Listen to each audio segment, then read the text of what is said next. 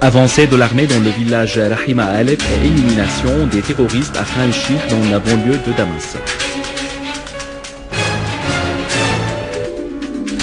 L'armée irakienne reprend le contrôle des accès de Tikrit et des routes de Samra. Des colons incendient un enfant palestinien après l'avoir enlevé à Al-Quds occupé.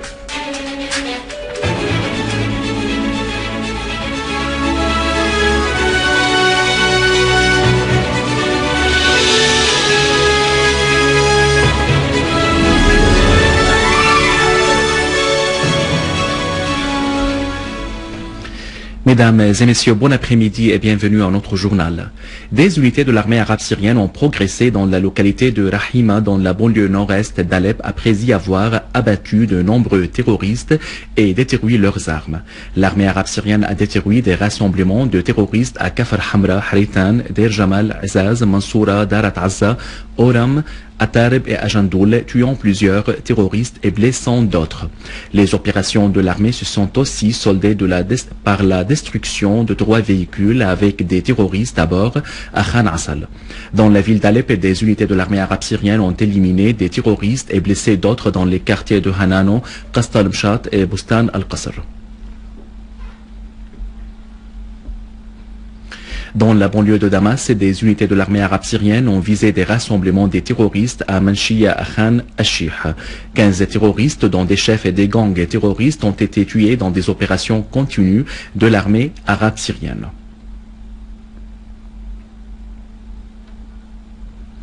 Au Liban, 4 personnes ont été blessées dans l'explosion d'une bombe lancée par les terroristes près d'un café dans la rue Abdelhamid à Bab el-Tabbane à Tripoli.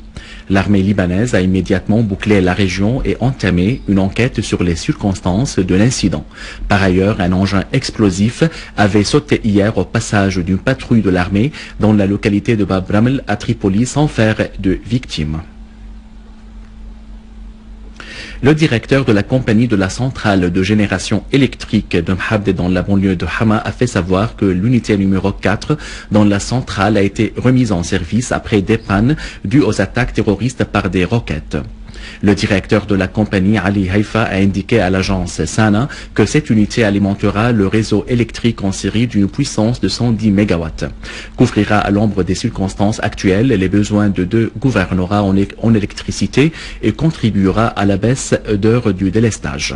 Il a souligné que les chantiers poursuivent la réhabilitation de l'unité numéro 3 en vue de la remettre en fonction vendredi prochain.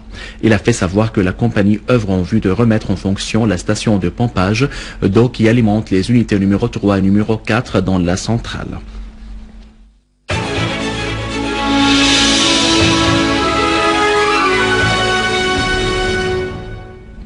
En Irak, l'armée irakienne a instauré un couvre-feu dans le gouvernorat de Karbala après les derniers événements qui avaient fait au moins 30 tués et blessés. Par ailleurs, les forces irakiennes épaulées par l'aviation ont continué à avancer en direction de la ville de Tikrit après le désamorçage sur la route liant la ville à la zone de Samra des charges explosives plantées par l'État islamique en Irak au Levant, libérant le quartier général de la 4e division au sud de la ville de Tikrit suite à la liquidation de plus de 30 terroristes. Par ailleurs, 60 terroristes dont des étrangers ont été tués dans un bombardement aérien par l'armée irakienne de la falaise à Babylone, selon des sources de sécurité.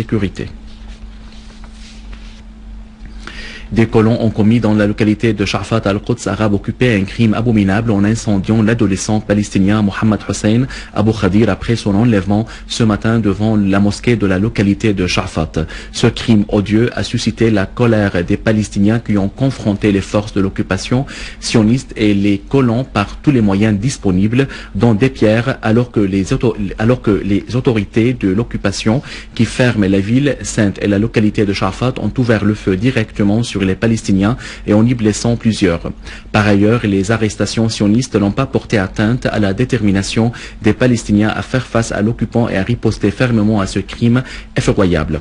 Ce crime a été perpétré moins de 24 heures après celui commis au camp de Jénine par les forces d'occupation qui ont exécuté un autre adolescent palestinien dans leur agression barbare contre les villages et les villes de la Cisjordanie. Et à Gaza, plusieurs Palestiniens ont échappé à un bombardement israélien contre la région de Sheikh Radouane au nord de Gaza. D'autre part, les vedettes israéliennes ont attaqué les embarcations de pêche des Palestiniens au large de Soudania au nord-ouest de Gaza. Les ministres des Affaires étrangères de la Russie, de l'Allemagne, de la France et de l'Ukraine examinent aujourd'hui à Berlin les moyens de résoudre la crise en Ukraine. La situation avait dégénéré en Ukraine sur fond de la décision du président ukrainien Petro Poroshenko de ne pas prolonger la trêve à l'est du pays. Avant de se rendre à Berlin, le chef de la diplomatie russe, Sergei Lavrov, avait exprimé l'inquiétude de Moscou des retombées de la décision du président ukrainien et clarifiant sa position à son homologue américain John Kerry. Lavrov a souligné que la décision de ne pas prolonger la trêve pourrait entraîner une nouvelle phase de violence et saper les règlements conclus entre Moscou, Berlin, Paris et Kiev. Par ailleurs, l'armée ukrainienne a bombardé la ville de Kramatorsk à l'est de l'Ukraine alors que 4 personnes ont perdu la vie suite à la chute d'un obus sur leur voiture. À la fin de ce journal, je vous rappelle les principaux titres. Avancée de l'armée dans le village Rahima à Alep et élimination des terroristes à Khan el-Sheikh dans la banlieue de Damas. L'armée irakienne reprend le contrôle des accès de Tikrit et des routes de Samra. Des colons incendient un enfant palestinien après l'avoir enlevé à Al-Quds occupé. Mesdames et messieurs, c'était notre journal d'aujourd'hui. Merci de l'avoir suivi. Au revoir.